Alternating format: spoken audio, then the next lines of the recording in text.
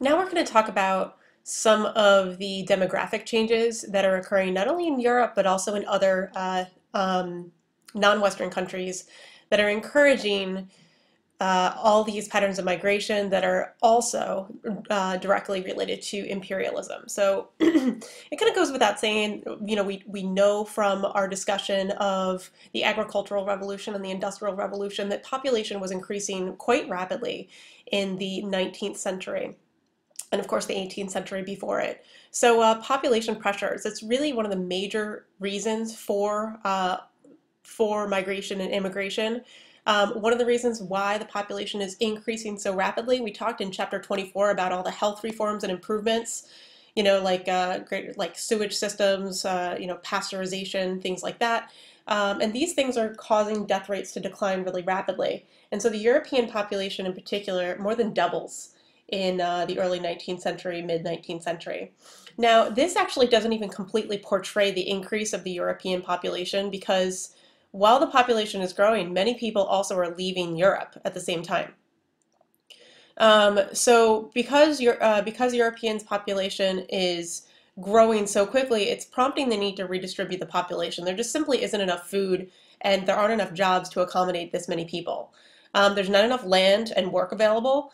And so what you're going to see at first is that these migrants are all going towards similar areas, right? They're going towards areas that were already occupied by European people, right? So the most common destination was North and South America, but you also see people migrating to Australia, New Zealand, and Siberia.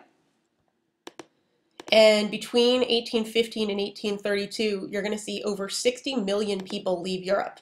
And there are going to be certain events that trigger migration more than others. For example, you're going to see in the 1840s, the British population during the Irish potato famine is going to migrate in great numbers, many of them to the United States. You're also going to see many people are going to leave Europe in the decade prior to World War I. Out of all the European countries, it's Great Britain, Ireland, Italy, and Germany that see the largest number of people leave their homelands. One of the reasons why we see so much from Germany and Italy is because they were slower to industrialize. So basically their economies were unable to provide enough jobs until later in the 19th century, hence the pretty large patterns of migration there. So who are the immigrants? Most of them are coming from poor and rural areas. Although the very, very poorest classes, it's less common for these people to find themselves as immigrants, mainly because it was still expensive to leave the country, and also they were often subject to really oppressive land policies. When you go farther east, remember, it wasn't until 1860 that serfdom is abolished in Russia. So, in certain parts of Europe, people actually were still bound to their land. So again, why that is, the agricultural revolution and the industrial revolution is going to take many people out of the job.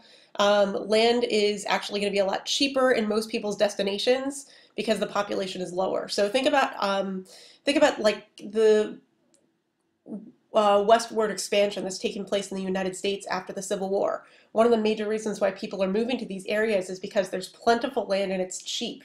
All right, so this doesn't just draw other Americans, this draws Europeans as well who are looking for, greater economic opportunities. And of course, land is much more scarce in Europe because people have been living there for so much longer. Now you're going to find that, that again, the migrants are less likely to be from the poorest classes, like peasants, urban workers, because it was really expensive to make this journey. So again, the immigrants were poor, but not necessarily the poorest of the poor, just because they needed to be able to pay to cross the ocean, right, in these voyages. One of the exceptions to that might be the indentured servant population, because the people who they would work for would help subsidize their journey. All right, another couple of kind of unique situations. We talk about migrants versus immigrants. Immigrants are people who permanently leave their homeland. Migrants are people who eventually come back. Jewish immigrants tended to be the least likely to return to their homelands, partly due to the religious oppression that they faced, particularly if they are coming from farther east in Europe, where religious policies tend to be less forgiving.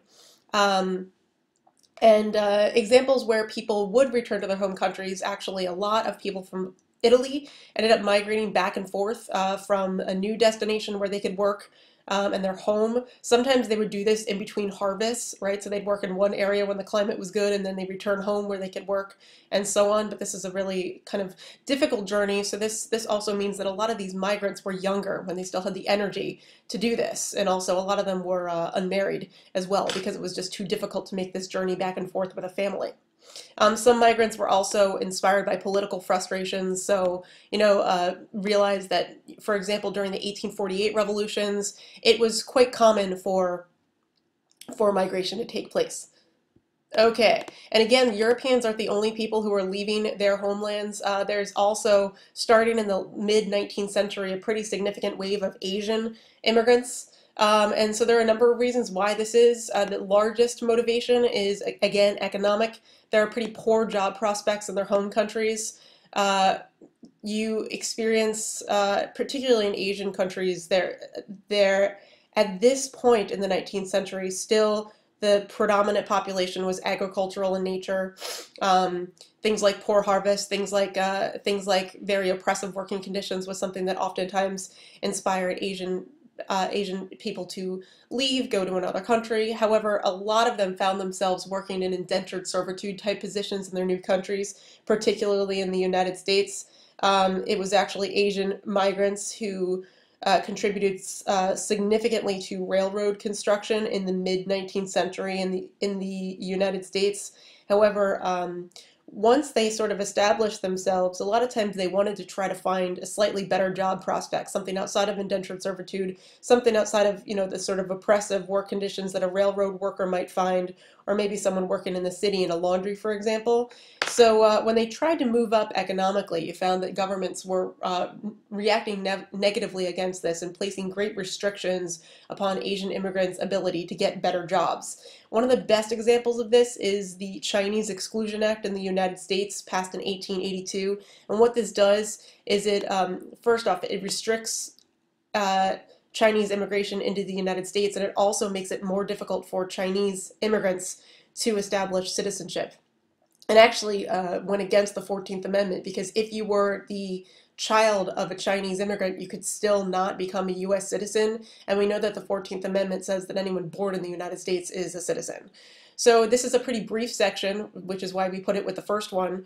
We're going to talk about further reasons for imperialism in a little while, but the population pressures are some of the drivers that are ultimately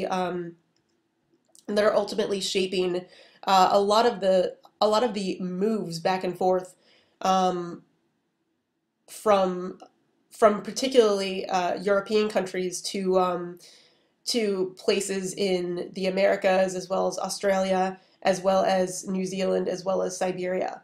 But what we will continue to focus on next time is more how these countries, as they are trying to expand, as they are trying to accommodate such a large market, are also treating these non-Western countries in a very oppressive manner.